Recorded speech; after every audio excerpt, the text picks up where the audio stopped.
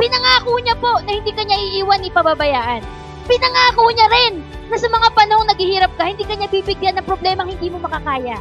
Pinangako niya rin yung wagas niyang pagmamahal at pagkalinga. But you will not be able na ma-receive lahat ng yun kung hindi pagbukas ng Biblia, hindi mo makuha. Paano ka maninigurado sa kakaharapin mo kung wala ka namang pinanghahawakan na pangako? Welcome to JIL May Kawayan Chapter, Sunday Worship Services, Main Church, located at Esperanza Mall, Barangay Calvario, MacArthur Highway, May Kawayan, Bulacan, led by Church Pastor Diwani Magaling Oliva. First service, 7:30 a.m. to 9:30 a.m.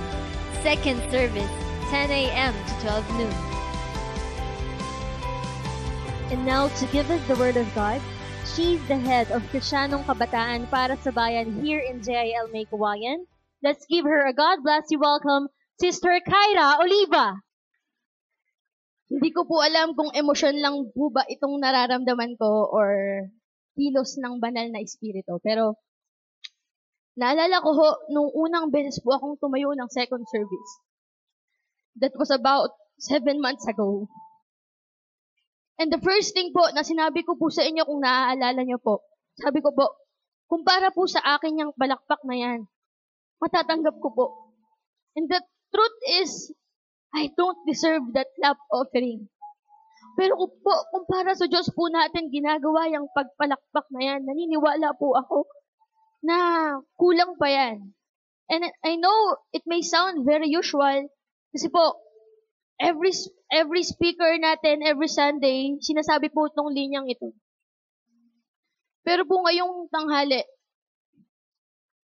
kung hindi man po kalabisan, may invite you to stand. Kung okay lang po sa inyo, tumayo po tayo sandali. At ibigay po natin yung nararapat na palakpak sa Panginoon na buhay. The best and the best clap offering. Pagod na po kayo? Best clap offering! Hallelujah!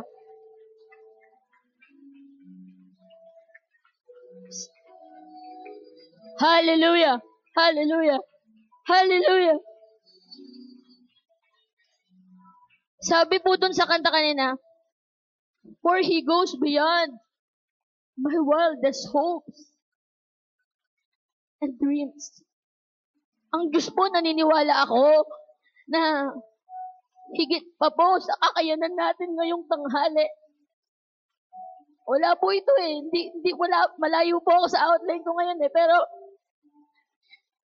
higit pa sa lahat ng pinagdadaanan natin ngayon, kaya niyang gumalaw. Ibigay po natin yung nararapat na pagsama ngayong tanghali bago po ako magsimula. Hindi po ako. Diyos po. Let us close our eyes. And once again, awitan po natin ang Diyos.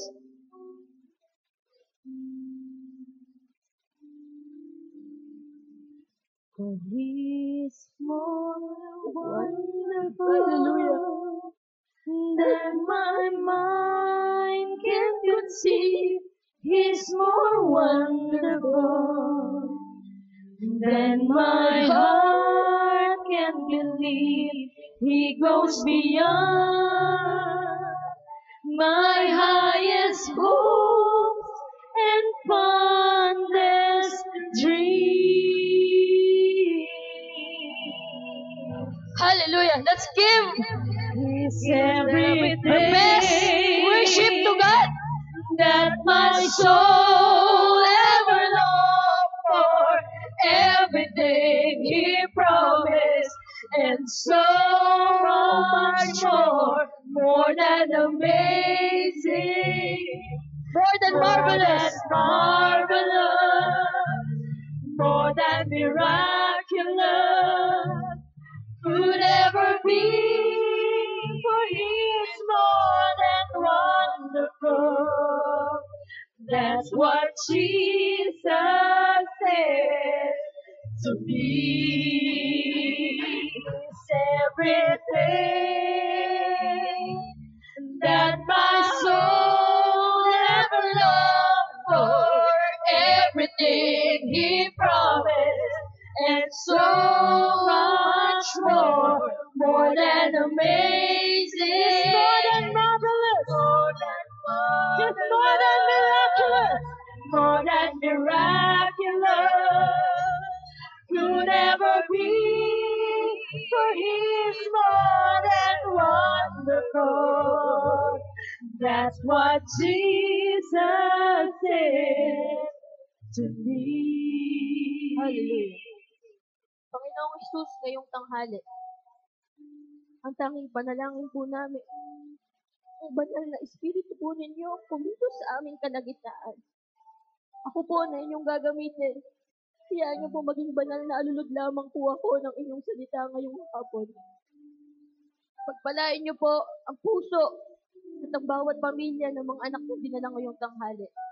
Let your words intervene in our hearts and minds.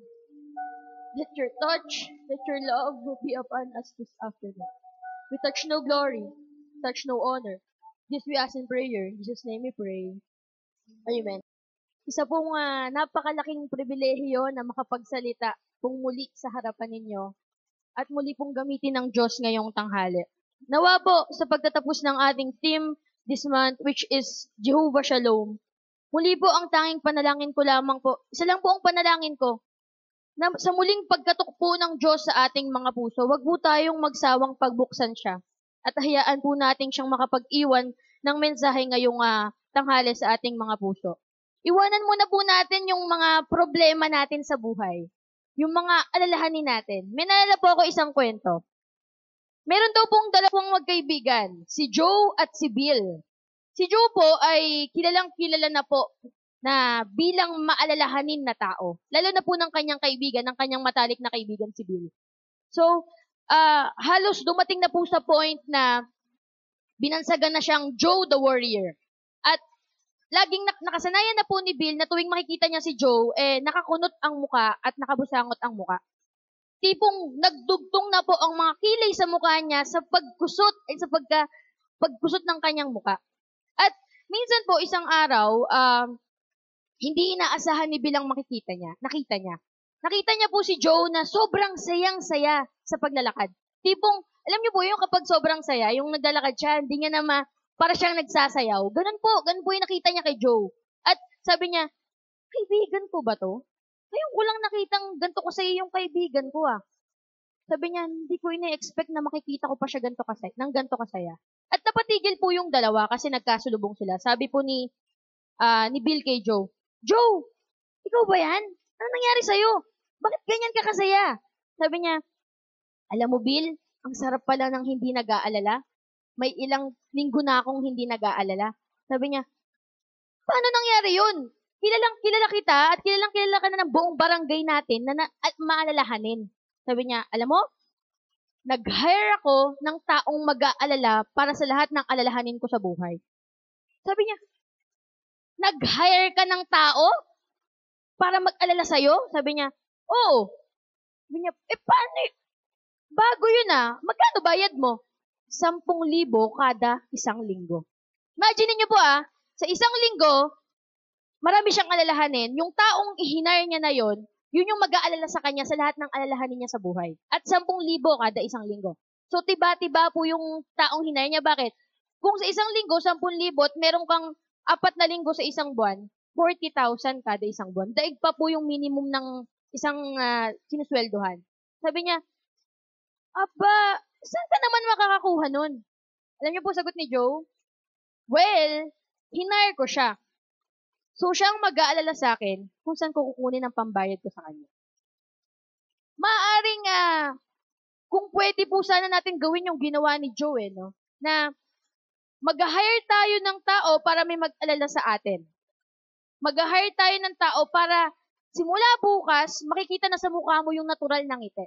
Pero hindi po pwede This afternoon, as we close this month's theme, I just want to share something for you to ponder as we continue our journey here on earth. Gamitin ko na ho yung salitang, hayaan niyo pong gamitin ko yung salitang suwak na suwak. Suwak na suwak po ito sa panahon natin ngayon. My topic for this afternoon is storms of life. Samahan niyo po akong buksan ng ating Bible sa Mark 4, verses 35 to 41. Makikita rin po natin ang istoryang ito sa Matthew chapter 8. So let's take a look at the story. Papaikliin ko na lamang po. This was the time wherein Jesus was been teaching the whole day. Sabi raw po dito, sa isang buong araw na yon, maghapong naglakbay at nagmisyon ang Panginoon at ang kanyang mga disipulo. At sa sobrang tagal ng misyon nila that day, inabot na po sila ng takip silim. At sa paglubog daw po ng araw, inutusan ni Jesus ang kanyang mga disipulo. Sabi niya, aking mga 12 disciples, ihanda niyo yung bangka. Tatawid tayo sa kabilang ibayo ng Sea of Galilee. Sabi niya, okay, sige po, Panginoon, tara. Hinanda po nila yung bangka at tumawid po sila. At sa kanilang pagtawid, hindi naman po inaasahan palagi na maganda ang panahon. At ang nangyari po ay may dumaang napakalakas na bagyo. Sabi ho rito hindi po ito normal na bagyo lamang. Hindi po ito normal na bagyo. Isa pong napakalakas at napakatinding bagyo. At ang nangyari po, kung nandun lang po tayo sa sitwasyon ng mga disipulo, makikita siguro natin na nag-aalala na yung mga disciples. Sabi po kasi sa Mark 4, so sobrang alala nila, nagsisigawan na sila. Sobrang alala nila, kung ano na yung ginagawa nila para maisalba yung mga buhay nila. Nang napagtanto po nilang, hindi po nila katulong si Jesus that time. Nasaan nga ho ba si Jesus? Si Jesus po, that time, ay natutulog sa gilid ng bangka. Napakagaling Lord, no? Napaka-relax niya. Binabagyo na. Sabi po dito, yung sobrang lakas ng bagyo ay humahampas na sa bangka. At pumapasok na yung tubig sa loob ng bangka. Meron pong isang lumapit na disciple sa kanya. Ginising siya, sabi, Sir, wala ho ba kayong pake? Malulunod na tayo. Kung nanamnamin po nating mabuti, yung pahayag na yon, ay may pagka-sarcastic po yung tone. Alam niyo po yung sarcastic, yung parang namimiloso po ka sa taong kausap mo. Pero kung iintindihin po natin yung pahayag na yon, siguro po ay dala rin po ito ng emosyon ng mga disipulo ni Jesus. Ikaw ba naman sa sobrang lakas ng bagyo, malulunod na kayo. Di ka ba mag-aalala? Pero po, sabi po sa verse 39, tumayo si Jesus at inutusan ng hangin at ang alon na pumayapak. Minsan sa gitna ng napakasayang pangyayari ng buhay natin, sa gitna ng napakapayapang pamumuhay po natin, doon po darating ang isang napakalakas, nakakagimbal na bagyo. Ang pinakamalupit pa dito, hindi lang po bagyo minsan tsunami. May kasama pang lindol.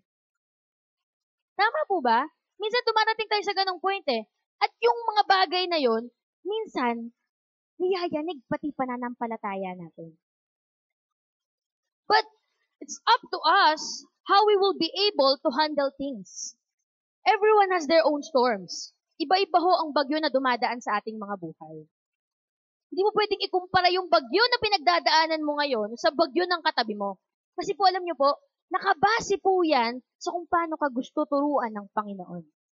Maaaring yung iba po sa atin ngayong umaga, nakaipon na po yung ulap Di ba kapag uulan, makikita natin yung signs na, okay, uulan kasi madilim yung panahon, nag-ipon yung ulap. Maaaring yung iba sa atin, nakaipon na po yung ulap, madilim na. Hinihintay na lang po yung signal ng Diyos na kung babagsak na yung bagyo sa ating mga buhay. Pero maaaring yung katabi mo pala ngayon, nasa gitna ng napakatinding bagyo. So, hindi mo pwedeng ikumpare. Sabi po dito, there is no pain-free life. Wala pong buhay na paisi-isi lang. Lahat tayo dumadaan sa sakit, sa hirap. Lahat tayo dumadaan sa bagyo. Oo, ngingiti-ngiti ka ngayon, yung katabi mo ngingiti-ngiti ngayon, pero hindi natin alam, bukas pala, siya na ang next na babagyuhin ng unos at bagyo ng problema. But Jesus said on Matthew chapter 5, He makes the sun rise on both good and bad people. And He sends rain for the ones who do right and for the ones who do wrong. Minsan ay nasa klase ako, nagkukwentuhan po yung mga kaklase ko. Sabi niya, naulinigan ko lang po, sabi ng kaklase ko, bakit ganun Kung sino pa yung mabuti, siya pang minamalas. I don't usually use the word minamalas. Sabi po kasi ng nanay ko, wala pong minamalas. Wala rin pong salitang swerte. Pero meron pong salitang bless. So, sabi ko, oo nga bakit ganun Di ba may mga ganun tayong tanong paminsan-minsan po? na bakit kung sino po yung mabuti siya pang minamalas. But there is this one author who answered this very famous question. His name is R.C. Sproul. Ang sabi niya po, I haven't met any good people yet, so I don't know. Sabi niya, anong tanong? Bakit may mga mabubuting tao na minamalas? Sabi niya, I haven't met any good people yet, so I don't know. Ang point po dito ay walang exempted. Hindi porket mayaman ka, hindi porket masaya ka ngayon, hindi exempted ka na sa bagyo ng problema. Sabi nga, di ba, there is no exemption to the rule. Wala pong exempted ngayon. Hindi po porket Kristiyano ka at kilala mo ang Diyos, sobrang close nyo na, hindi ka nadadaanan ng unos at bagyo ng problema. Alam niyo po, mas madalas pa nga po na kung kailang Kristiyano, mas matindi ang pagtuturo.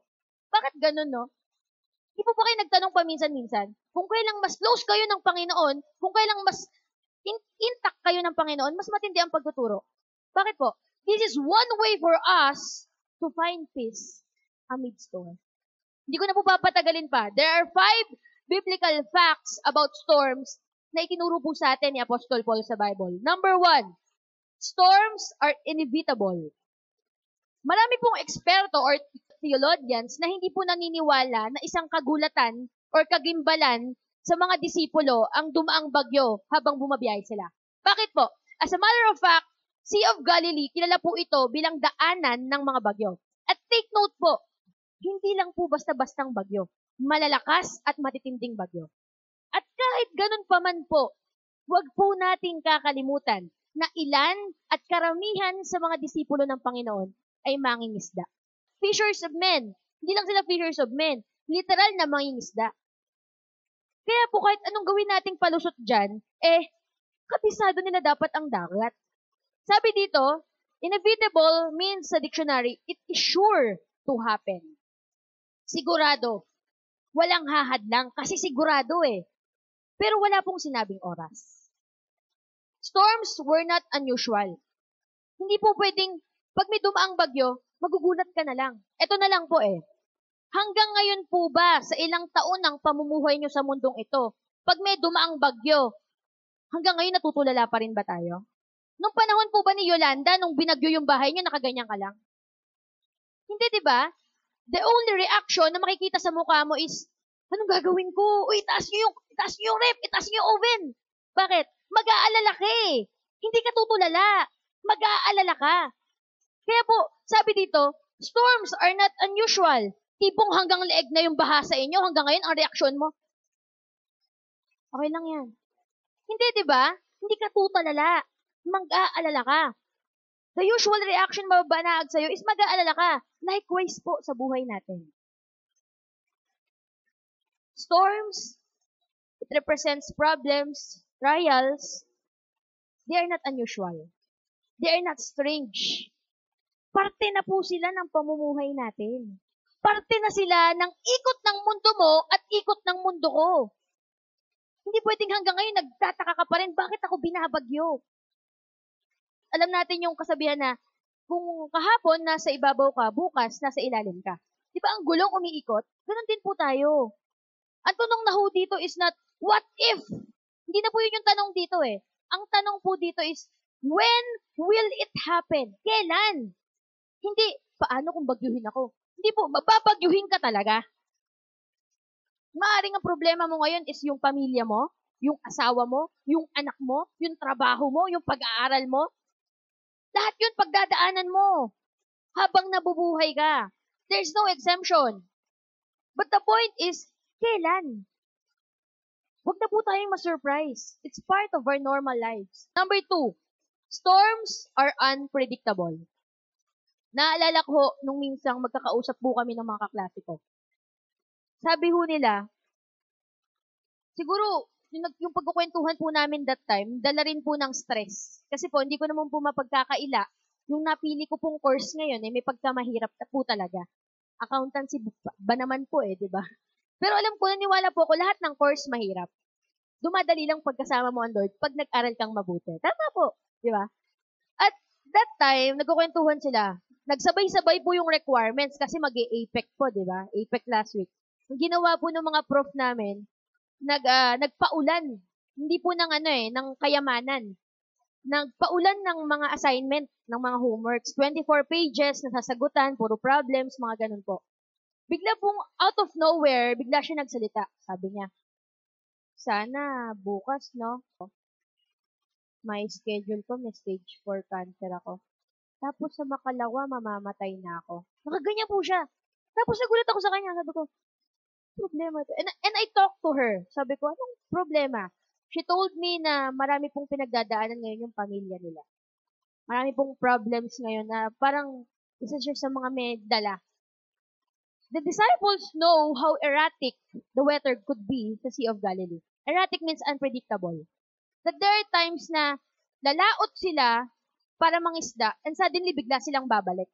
Bakit? Kasi biglang didilim, biglang uulan. It's very unpredictable. Sabi ko po kanina, darating at darating yung panahon na babagyuhin ka.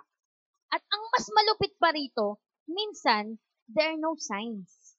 There are no warnings. Di ba po, maaraw na maaraw, biglang uulan.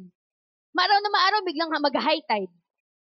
There are no warnings. Mabuti pa po ang pagdating ng Lord, may warnings eh. Pero ang problema natin, walang warning. Minsan magugulat ka na lang, kahapon masaya ako, nakakangiti pa ako, ngayon nakabusangot na yung mukha ko. In James chapter 1, it says, my brethren, count it all joy when you fall into various trials. Take note of the word various. When we say, tama po ba yung pronunciation, various, it means different, magkakaiba. Ang mga problema po natin, they are varied in types and in patterns. Maaring ngayon, ganyan yung takbo ng problema mo. Maaring ngayon, ganyan yung takbo ng pamumuhay mo. Bukas po, iba naman. And, ang mas malupit pa po dito, they came in the most inconvenient times of our lives. Yung tipong, okay, kakabagyo lang, tapos bukas may bagyo ulit. Masanay na tayo. Masanay ka na binabagyo ka. Kasi when there is storm, there is a blessing. Pero isa po sa mga na-realize ko, isa po sa mga napagtanto ko, sa gitna ng personal nating laban, I realize that perfection is only attained through the trials God allows to happen to us. Ulitin ko po. I realize that perfection is only attained through the trials God allows to happen to us. Kaya niya po hinahayaang dumating sa atin ang bagyo-bagyo at sandamakmak na problema because He wants us to be perfect. And I know, wala pong perfect, but we're in the process of perfection. Number 3, storms are immaterial to everyone. Wala pong exempted. Babalik tayo doon. Lahat po, mapabata, mapamatanda, mapamayaman, mapamahirap, mapasenador, mapaka-congressman, lahat po yan may problema. Balikan po natin yung chapter 4. Sino po bang nakasakay doon sa bangka? Disciples. The 12 disciples of the Lord. Hindi po ba kayo nagtatanong na 12 disciples na yun, hinayaan niya pang bagyuhin? The Bible says it is very clear that being a companion of Jesus doesn't immunize us against the storms of life. Kasangga niya na yan, Kasama niya sa misyon. Kasama niya sa lahat ng lakad niya. Hinayaan niyang bagyuhin. Bakit? Jesus said in Matthew chapter 5, the Father sends rain on the just and the unjust. Patas ang Panginoon. Nung nagsermon po siya sa bundok, patungkol sa parable of the two men who built their houses. Pamilyar po ba tayo doon? Yung isa po, ginawa niya yung bahay niya, ang pundasyon niya ay bato. Yung isa naman po, ang pundasyon ay buhangin. Pamilyar po? Pero po nangyari, as the story goes, nung dumaan yung bagyo, parehas na bahay tinamaan. Hindi porket yung isa, maganda yung pundasyon, hindi niya natatamaan. Tinamaan niya pa rin. Bakit? Kinuwento po ito ni Jesus para ipakita sa atin ang kaibahan ng mga anak niyang marunong makinig at marunong isabuhay lahat ng pinapakinggan natin at sa mga anak niyang nakikinig lang pero hindi isinasapamuhay lahat ng sinasabi niya. Storms come to everyone. Naalala ko po nung nasa youth world ako, nung Wednesday, ang turo ko po is the secrets to have a satisfying life. Sabi doon, hindi mo mahanap yung kasiyahan mo, hindi mo rin mahanap yung buhay na satisfied ka kung marami kang pagkukumparahan. Ikukumpara mo yung bigat ng problema mo sa problema ng katabi mo. Pagkaiba naman kayong na tinuturo ng Panginoon. Tinuturuan siya sa ibang bagay. Tinuturuan ka sa ibang bagay. And storms come to everyone. Bakit ganun? May mga mayayaman, pag kinausap mo, hindi pa rin sila masaya. Naalala ko po yung isang letter na sinulat ni Steve Jobs sa Facebook. Nung pinakita yung picture niya na sobrang payat siya, nakadress siya nun naka-black na dress. Tapos sobrang payat niya, mamamatay na siya. Sabi niya, kahit gaano ako katalino, kahit gaano ako kayaman, hindi ako masaya. Kasi hindi ko naman nakita yung pinaka-purpose ng buhay ko. Your storms has a purpose. Number 4, storms are temporal. Storms also has an end. Ang bagyo po ay ihalin tulad natin sa tunnel. Alam niyo yung tunnel? Tunnel. Parang kuweba yun, nadadaanan mo eh. It has a beginning and an end. Ang tunnel po, nandyan para daanan natin. Likewise, sa mga unos at bagyo ng problema na meron tayo ngayon. It come to us for us to pass through it. Dumadaan sila sa atin para daanan natin. Sige nga po, sabihin mo sa kanan mo, daanan lang daw bro or sis. Daanan lang. Sa kaliwa naman, tumatambay ka kasi. Magkaiba po yung dadaanan mo lang sa tatambay ka. Nandiyan ka na nga sa eto na lang bumabagyo, tatambay ka ba sa labas? Meron po bang tao na bumabagyo, tumambay sa labas? Maliban na lang po kung gusto niya talaga. Magkakasakit ka Dadaanan mo lang yan, sis. Wag kang tatambay. Ba't mo tatambay? Binoon mo pa sarili mo. Tayo pong mga Kristiyano, dapat po malaman natin yung katotohanan na sinabi ni David sa Psalms 30 verse 5. Sabi po doon, weeping may endure for a night, but joy comes in the morning. The disciples had witnessed the coming and going of storms many times sa Sea of Galilee. But it seems like sa chapter 4, sobra po silang natakot. They came to a point na feeling nila mamamatay na sila. May ganun po ba tayong sitwasyon sa buhay natin na minsan, feeling mo, last day mo na sa sobrang tindi ng pinagdadaanan mo. Papaalala ko lang po ulit sa inyo, storms are temporal. Palagi ho nating naririnig tong linyang to Alam ko po palasak na sa tainga po natin to. Wala pong permanente sa mundo. Wala pong permanente sa mundo. And in fact, even our trials, even our troubles, even our storms, it has an ending. It has an ending. Tingnan natin na sa dulo lahat ng to ay may magandang plano at may magandang bagay na hinanda ang Diyos sa ating mga buhay. There is joy. Meron na hubang hindi kasama sa salitang everything. Pag sinabi ko po bang everything, meron po bang exemption? Di ba pag sinabing everything, lahat ng nakikita ko ngayon, everything that is under the sun, kasama sa salitang everything. So kung meron man pong hindi kasama sa everything, okay lang po, next week pakidala po sa akin. Magbibigay po ako ng pabuya. Pero wala So everything that you have now, even your joy, even your trials, has an ending. So wag kang masanay na, okay, habang buhay na lang pala ako sa problemang to. Hindi po, hindi ka nilikha ng Diyos para lang malugpok buong buhay mo. Sayang naman binigyan ka niya ng ngiti. Tinuruan kang umiti, hindi mo naman pala magagamit. Di ba po?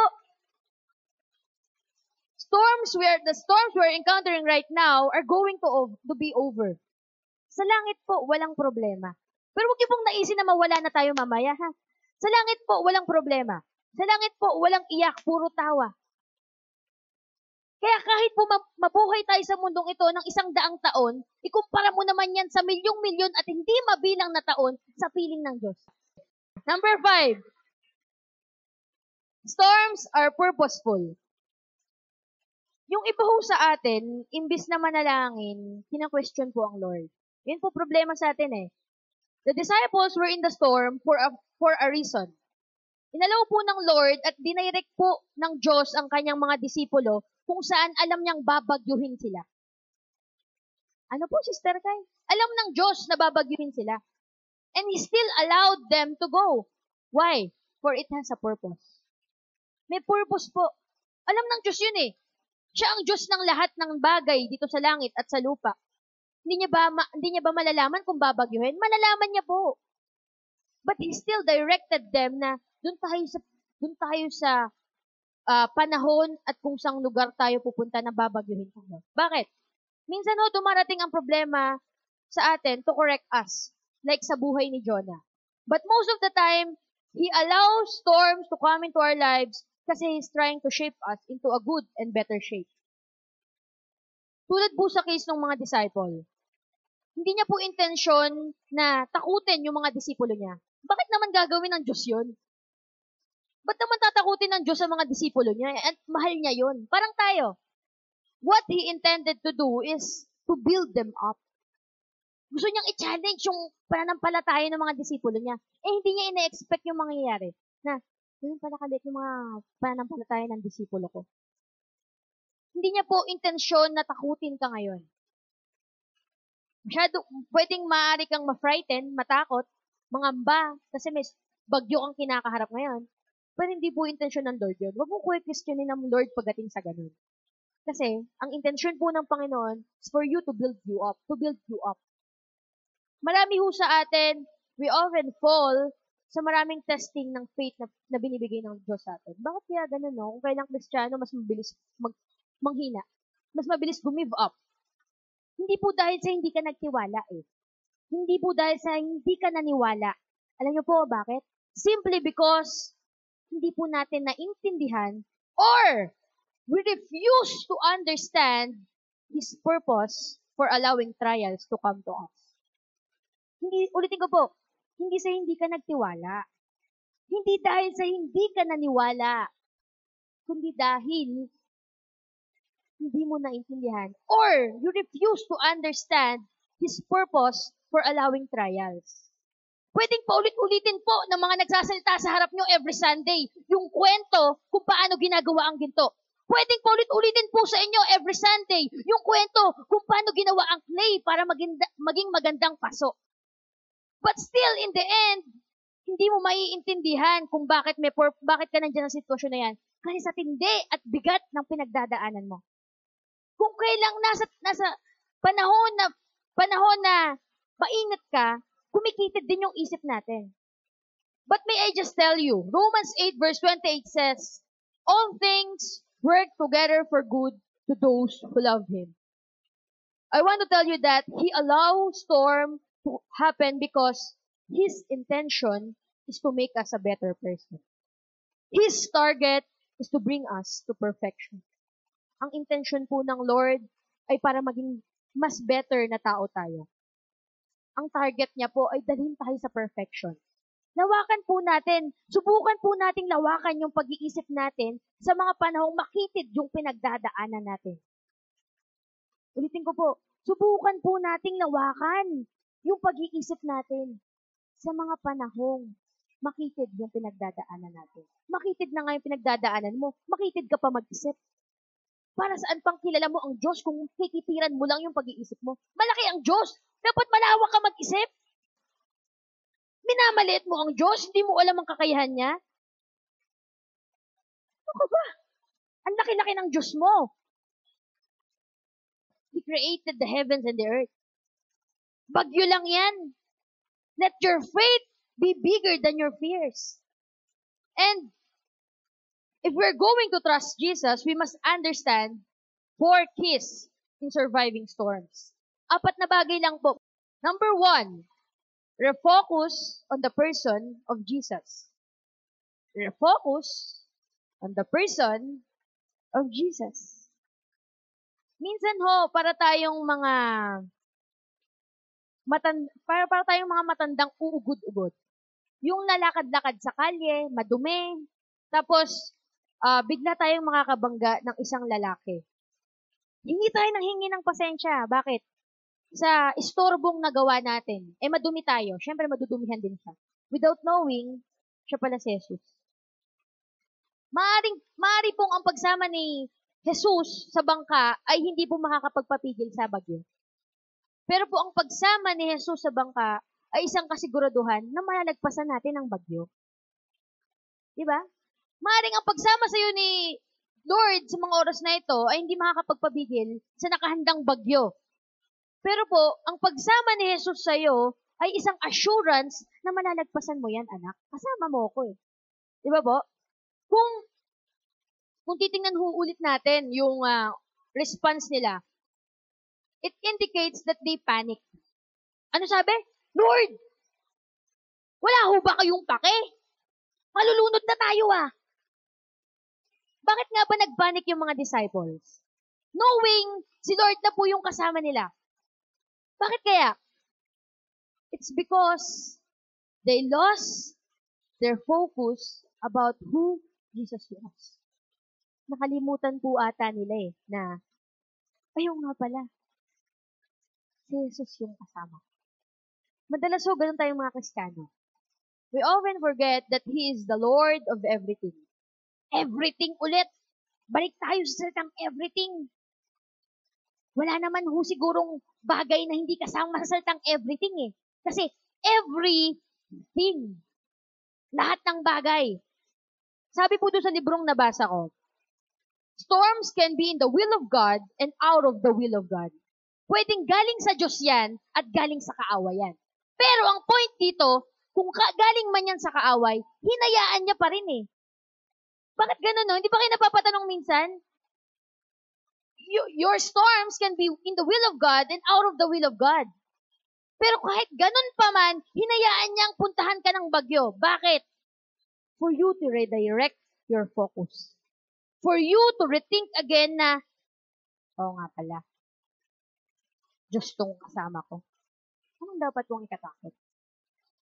Unless you deal your issues in life, things will not automatically work together for good. At ang sinasabi ko pong issues dito ay hindi yung issue mo sa ibang tao. Yung issue mo sa pagkilala mo sa Diyos na meron ka. Yung issue mo sa kinilala mong Diyos. Paano mo ba kinilala ang Diyos mo? Okay, ikaw ang Diyos na tagapagpagaling. Nung unang beses po akong nag-life group, ang una ko pong tinuro, sabi ko doon, huwag mong kulungin ang Diyos sa box lang. Yung sinulat mo yung salitang G-O-D, tapos nilagyan mo ng box. Ba't mo nilimitahan ng Diyos? Ilagay mo yung salitang Diyos or God, huwag mo lagyan ng bilog or kaya ng box. Because He is more than that. He's more than that. Yung pagkakilala mo sa Kanya, kilala mo siya bilang tagapagligtas? He is more than that. Kilala mo siya bilang tagapag-provide? He is more than that. Hindi po ba kayo nagtataka? Pang 11th month na po natin to sa isang taon at hindi po tayo nauubusan ng team. Hindi po ba kayo nagtataka? 11 months at 11 team na ang nakapangalan ay Diyos. Jehovah Shalom. Jehovah Rapha. Hindi po tayo nauubusan. Bakit? Kasi maraming pagkakilala sa Diyos. Nakaayon yan sa kung anong meron ka ngayon. Amen po ba? Apat lang po ito. Number 2, remember the promises of Jesus. Kalakip po ng utos ni Jesus sa mga disipulo na ihanda nyo ang bangka ay sinabi niya rin po sa disciples niya na tatawid tayo sa kabilang side ng Galilee. Meron po bang sitwasyon na ganito? Maaring sa pamilya nyo, maghahain na kayo. Naghahain lang pero hindi kumain. Meron bang ganun? Maghahain na kayo pero walang kakain. Siyempre, pag naghain ka, kakain. Pinahanda niya yung bangka, tatawid sila sa kabilang side ng Galilee. And, in line with that, kalakip po nun, ayun yung pangako ng Diyos na sinabi ko sa inyo, natatawid tayo. Ang pangako sa inyo, makakarating tayo doon ng ligtas at payapa. Pag sinabi sa iyo ng Lord na, anak, magtrabaho ka sa ibang bansa. Boses ng Lord yun, napakalinaw. Pero hindi mo maiwanan yung pamilya mo. Huwag po kayo mag-doubt. Kasi kalakip ng utos na yun, sinabi ng Diyos sa'yo, hindi kita iiwan. Hindi pababayaan.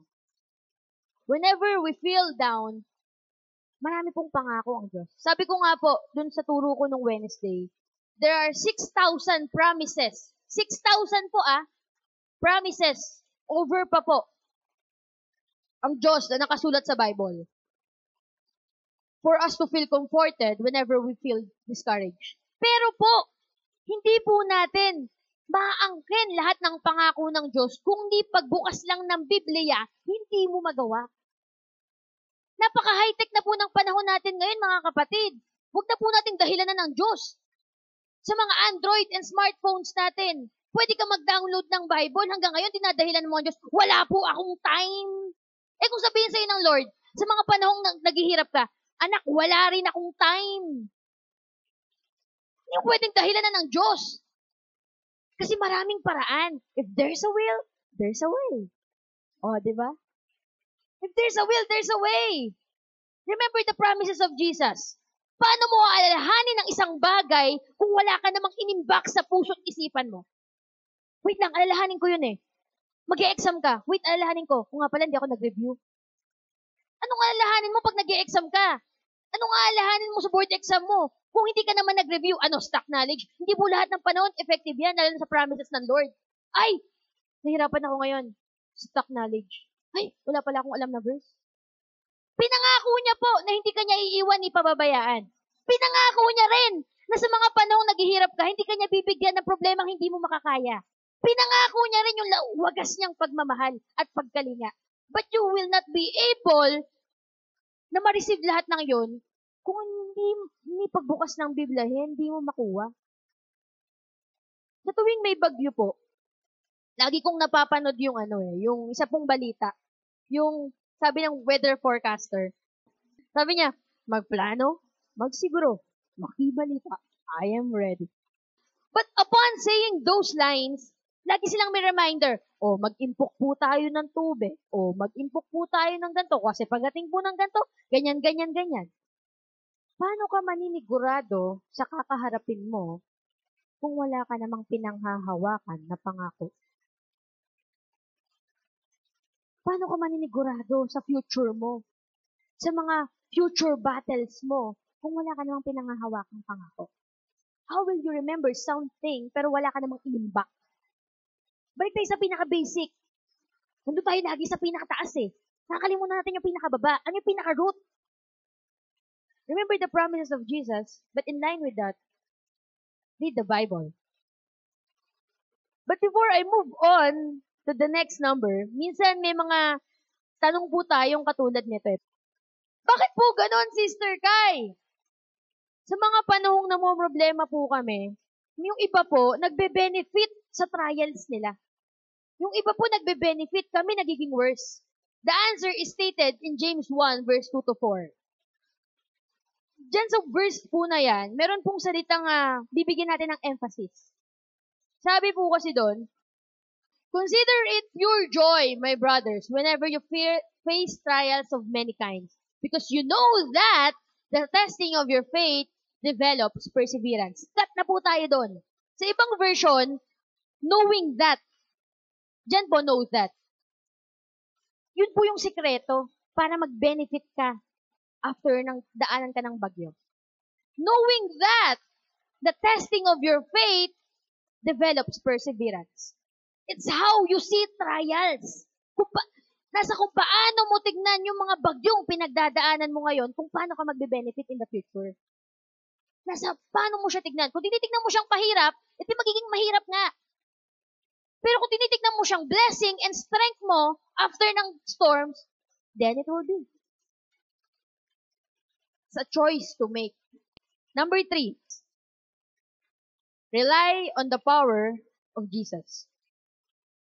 Ang hindi ko po maintindihan sa ating mga tao, hindi na lang po Kristiyano tao na lang. Sa tao na lang po, kasi pag sa Kristiyano, masyado pong masyadong malilimitahan yung kakayanan. Sa tao, asa tayo ng asa sa mga taong nasa paligid natin, kahit ilang beses pa tayo masaktan. Pero sa Diyos, hindi mo magawang iasa yung problema mo. The point is, ano bang pake ng mga nasa taong paligid mo yung problema mo. Ano pa nila sa problema mo? They have their own storm. Sabi ko nga po, di ba? May sarili silang pinagdadaanan. Bakit mo iaasa sa taong nasa paligid mo yung, uy, may problema ako, ang laki ng pinagkakautangan ko ngayon. Uy, may problema ako, ang laki ng problema ko ngayon kasi yung anak ko eh. Bakit sa kanila mo sinasabi? Naghihintay ang Diyos, mahiya naman tayo. Sino bang may lalang sa'yo, yung katabi mo? Sa kanya ka magko-confess? Huwag po nating kalimutan na siya ang Diyos, ulitin ko po, na may lalang ng langit at lupa. Just like what the disciples did. Balikan po natin. Maraming beses na nila nakita ang Diyos na gumawa ng himala bago po mangyari ang Mark 4. Pero po ano pa rin nangyari? They look at Him as a normal man. Wala ho ba kayong pake? Mamamatay na tayo. Pero kung alam nila, ay, Diyos tong kasama ko. Okay, bumabagyo. Lord, lakas po ng hangin. Pwede naman ganun, di ba? But what they did is, tinitingnan ko kasi ang Diyos ko ng normal lang. Ganun yung nangyari sa kanila eh. He is able to do exceedingly and abundantly more than we could ask for. Kaya, suwak na suwak po yung kanta kanina. He is able to do exceedingly and abundantly more than we could ask for. Pero po ang nakakalungkot kasi sa atin, we usually fix the wrong things. Naayos po natin yung mga maling bagay. Nang magising po si Jesus, sinabi niya po bang, naku po, napakatindi naman itong bagyong to. Sige, matakot kayo. Hindi ko kaya yan eh. Sinabi niya po bang ganun sa Mark 4? Na, nakakapakatindi naman ang bagyong to. Sige nang matakot kayo, makikitakot ako. Hindi, di ba? He said that, bakit kayo natatakot? Napakaliit naman ang pananampalataya niyo. Ang point niya po dito is, ang problema hindi yung bagyo eh. Ulitin ko po ang sinasabi niya dito, ang problema natin hindi yung bagyo eh. Ang problema natin ngayon yung liit ng pananampalataya niyo. Yung hindi niyo pagtitiwala sa akin. Yung hindi niyo paniniwala na ako ang Diyos na buhay, na kaya kong gawin ang lahat. Sinabi niya ba? Oo nga, laki ng bagyong to. Mukhang hindi natin kaya to He turned to his disciples and said, ba't kayo natatakot? Late naman ang pananampalataya niyo. Kailan po kaya darating yung point na iaasa natin sa Diyos lahat ng meron tayo ngayon? The word fear has two meanings. The first one is forget everything and run, or the second one, face everything and rise. It's your choice. Kakalimutan mo lahat, tatakbo ka na lang, or haharapin mo ang lahat, tatayo ka at sabihin mo, kaya ko to, may Diyos ako eh. Muli po pinapaalala ng Diyos ngayong tanghali, you need to rely in His power. Lastly, number 4, rest in the peace of Jesus. Jesus spoke to the storm. Di ba sabi sa pinakahuling verse, tumayo siya, sabi niya, be quiet, be still. Sabi niya dun sa hangin at alon. The storm represents, here, is our troubled hearts. Yung mga puso nating sobrang mag-alala, sobrang matakot. Matatanggap po natin ang kapayapaan, but we must first trust Him. Tiwala ka muna. Dapat po siyang pagkatiwalaan. Kung meron man po tayong dapat bigyan ng buo nating tiwala, hindi yung boyfriend at girlfriend mo. Hindi yung, pwede yung asawa mo, pero yung buong tiwala sa Diyos. Yung walang reservation, yung wala kang ititira sa sarili mo, buong tiwala mo sa Diyos. Kailan mo huling ginawa yon? Yung buong tiwala mo, sa'yo lang ako magtitiwala, Lord. Why? Because He never fails to fulfill His promises. Siya lang po yung nangakong hindi napapako. Yung may nangako sa inyo, sabihin mo, napapako din yan eh. Uy, reregaluhan kita sa Pasko. Uy, bibigyan kita ng ganito, bagay sa'yo.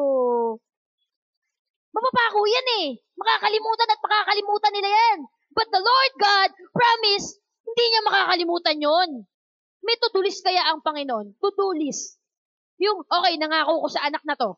Sinulat niya, gagawin ko yan bukas. May tamang panahon para dyan. Kung sa Aldab nga, may tamang panahon. May tamang panahon din sa blessing nyo. At may tamang panahon sa bawat pagsubok. Amen po ba? Kung nandun ka na po sa point kung saan sagad ka na, ubus na yung lakas mo, well, maybe this afternoon is your time with God.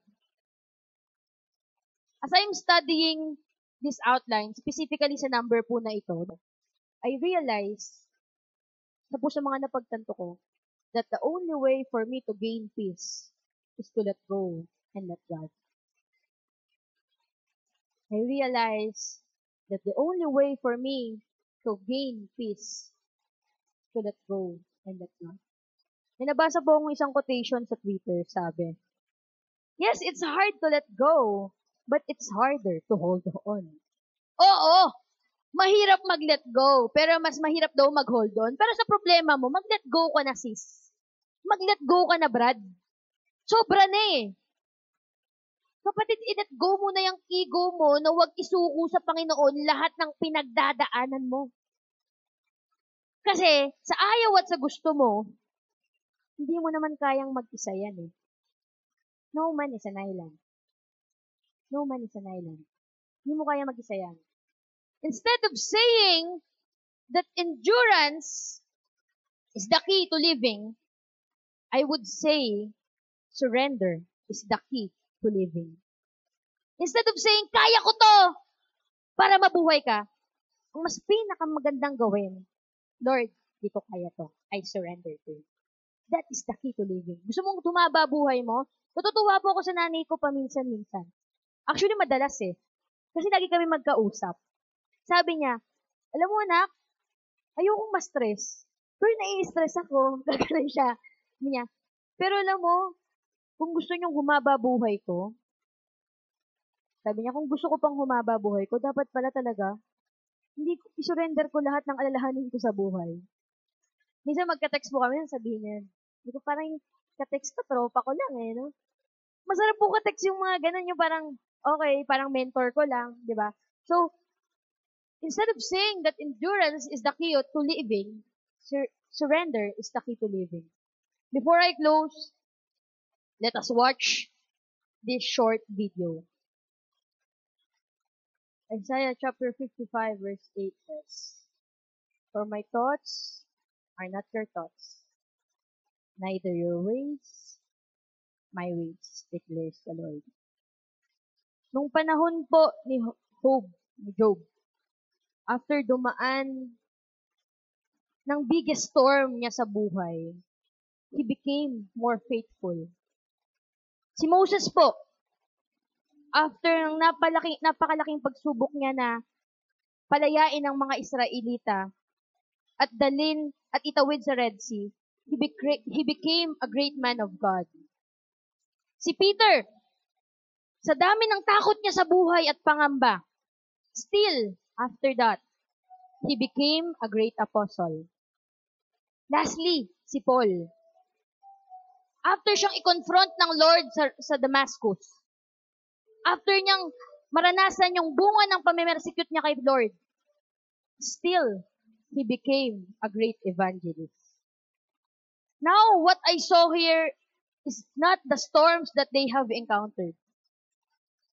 Pero alam niyo po saan ako humanga? How God made them a better person. In every lifetime, there's a turning point.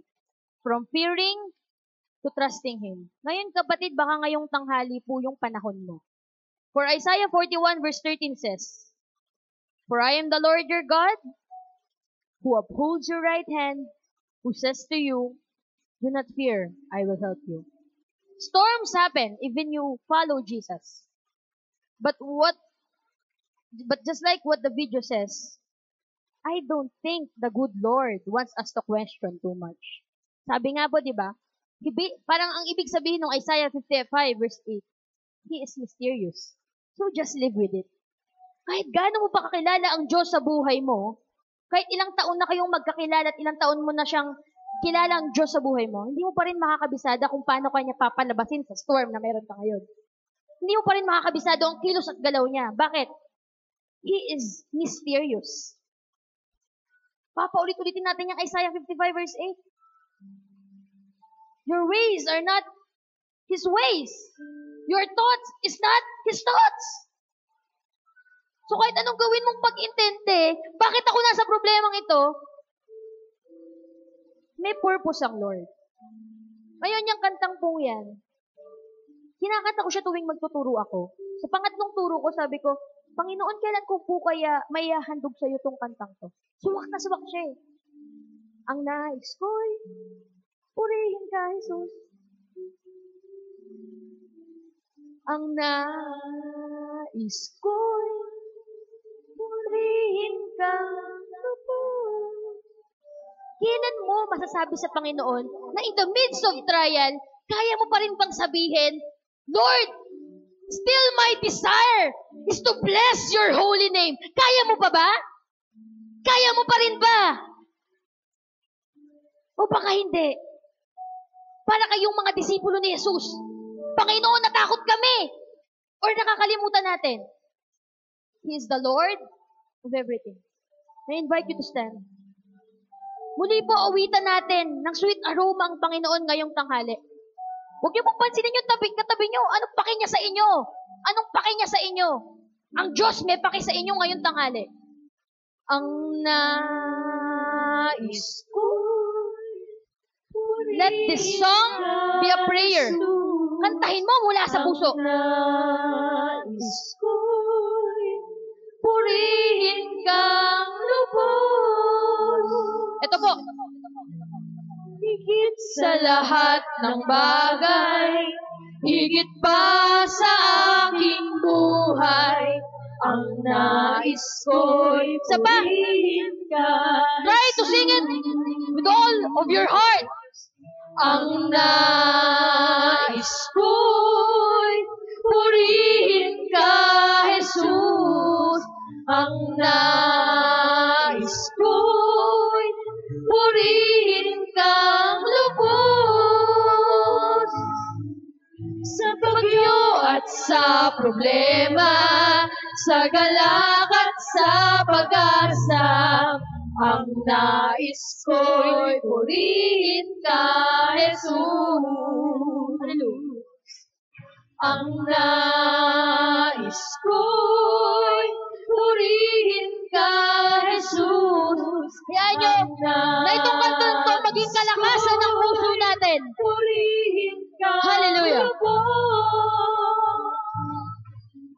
Higit sa lahat ng bagay, higit pa sa aking buhay, ang nais ko'y purihin ka, Jesus. Now, let's whisper to God. Ibulong mo sa Diyos. Ang nais ko. Wala ho tayo kung wala ang Diyos eh. Now, balik tayo sa pinaka-basic.